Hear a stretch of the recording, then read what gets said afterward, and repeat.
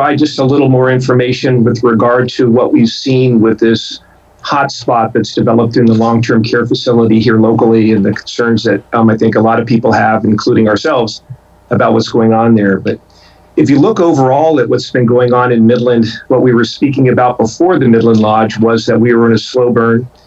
And largely through the community, we remain in that slow burn. We've kept the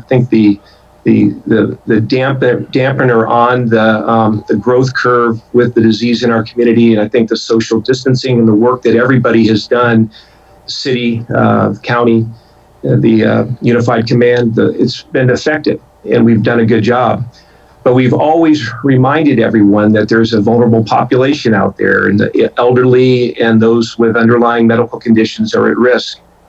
And unfortunately, it got into one of those sites, and that's what we're seeing. So we went from 42 confirmed cases last week, and then from Thursday to Monday, we got the results back on Monday, and all those results come back with a 20 or plus more positive tests, and it looks like there's been this accelerated growth. So that's really related to a hotspot in our community, and the work that I think the health department has done, Midland Health has participated with, and the city has kept our fingers on the pulse of that and trying to get it under control and work with the Midland Medical Lodge to do as well as they can.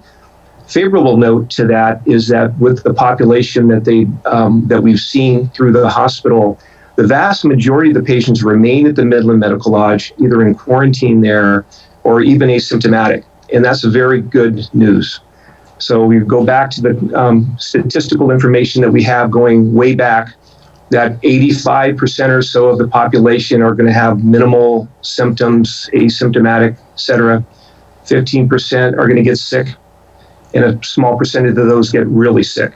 And we're unfortunately in a population that's going to sway those statistics a little bit, but overall it remains optimistic that opening up the city a bit more and becoming a little bit more active with our business activity seems very reasonable. We see that happening within our own hospital system with endoscopies and the colonoscopies increasing. But we remain vigilant about that. Patients won't wait in the waiting rooms. We'll keep our waiting rooms empty. They'll be paged or texted to come in from their cars. They'll come in individually. They won't have anybody with them unless they have a care provider need with them. We'll be cleaning surfaces frequently. We'll be keeping people socially distanced, both in the work environment as well as the patients that are coming through. This is the way that we're going to be working for a while until we get our hands wrapped around how to treat this better or get a vaccination or have enough herd immunity. We're not there yet. So the new normal as businesses open up remains wearing your mask, cleaning surfaces frequently. This is the mantra that we've been saying repeatedly here, and we hope that everybody will stay vigilant to so we can avoid other hotspots. I think a lot of people are getting a bit tired of this, and I understand that very much. I feel that way sometimes myself. But we must remind ourselves that this is not so much for ourselves, if you feel like you're a healthy individual and that you could weather this reasonably well, but it's for those around you that are at risk. So please stay vigilant. Please stay on top of what we're asking you to do. Stay focused, and we can get things going more towards the new normal quickly. So thank you. I'll take it. All right, Dr. Wilson, I've got a question for you. Do you think if the Midland-Odessa area reopens its economy too quickly, more hotspots like the Midland Medical Lodge will appear? I think it's got less to do with how quickly things open up than it does with how we open up. And go back to what I've been saying. If we're socially distancing, wearing the mask, cleaning surfaces frequently, it's going to slow things down in the sense of the level of efficiency that businesses will be able to obtain. You're not going to be able to congregate and stand in line close together, et cetera. So it's going to change patterns.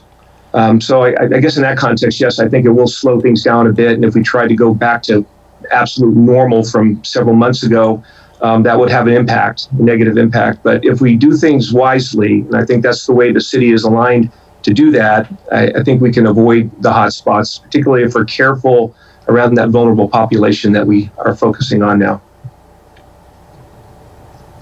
Question from Facebook. Are you taking out-of-state patients such as Southeast New Mexico?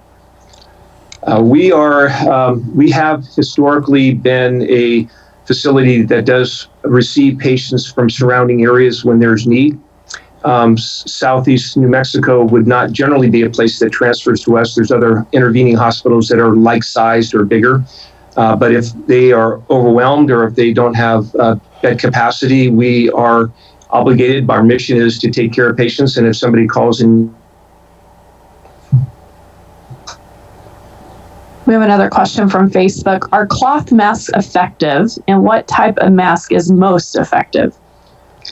So the question about masks is, it depends on what you're trying to accomplish. So if we're asking our citizens to wear masks, bandana, t-shirt over your face, anything that will dampen water droplets and breath from expanding around you. So this is to protect those in your environment from you, not to protect you from the environment. In the healthcare environment or around somebody that might be infected with COVID, it's very important to be using masks of a higher quality. Water droplet protection masks are of a certain level that you see a lot of surgical shows, et cetera, you see people wearing. And then there's a higher quality, what we call respirator masks that are used in circumstances where there could be aerosolized materials. So depending on where you're working and what the environment is and what your goals are with the masks are very effective at accomplishing exactly what they're meant to do. Okay, we have one. Stuart asks, who ultimately made the call to test more residents at the lodge late last week? It's, I think, a combined decision between Midland Health and the health department. When we recognized that there was a hot spot, there's a bit of an outbreak there, it became apparent that it would be important to do the contact tracing, essentially to track down anyone or any resident or any employee that might be infected. And since we weren't aware on the front side who those might be, we thought it was important to test throughout the facility. What we've seen in literature from other sites, when there's an outbreak of this nature, testing comprehensively gets you on the front side a bit more quickly. I think there was a question earlier about testing in sites where there hasn't been any outbreak, and I think Russell's answer was spot on, that there's no benefit really to testing widely in a place where you don't have recognized disease. What are the main factors that cause so many people at the lodge to become infected? Well, I think it's you have start off with some employees that most likely an employee that was infected early on. I think we're about 10 days or 14 days ago, there was an employee that was identified.